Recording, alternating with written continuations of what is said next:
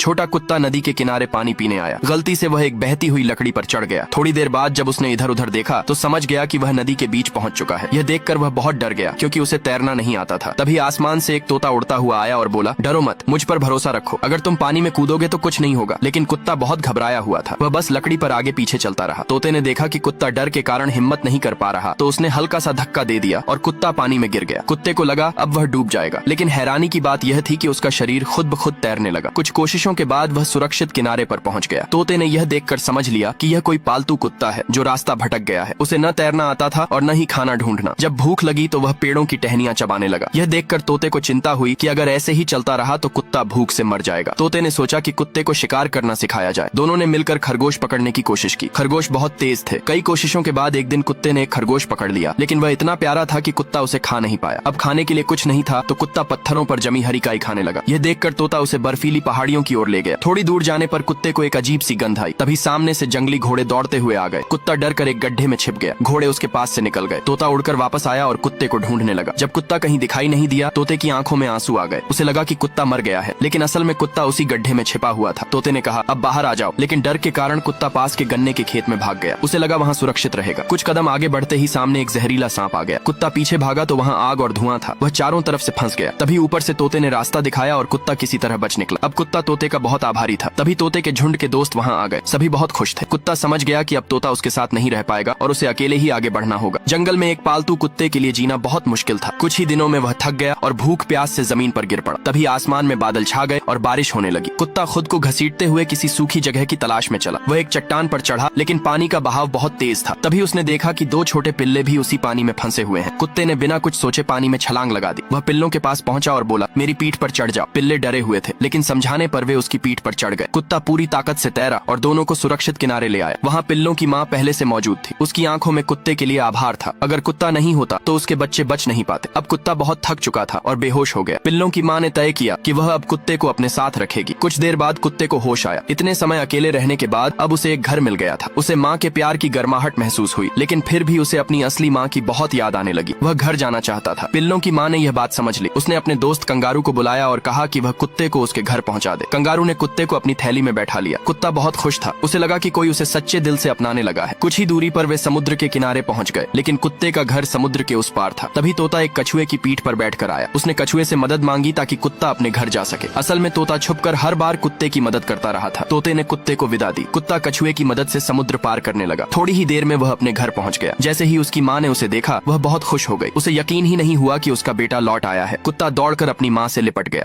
छोटी बिल्ली पानी में खेल रही थी। तभी अचानक एक मछली ने उसकी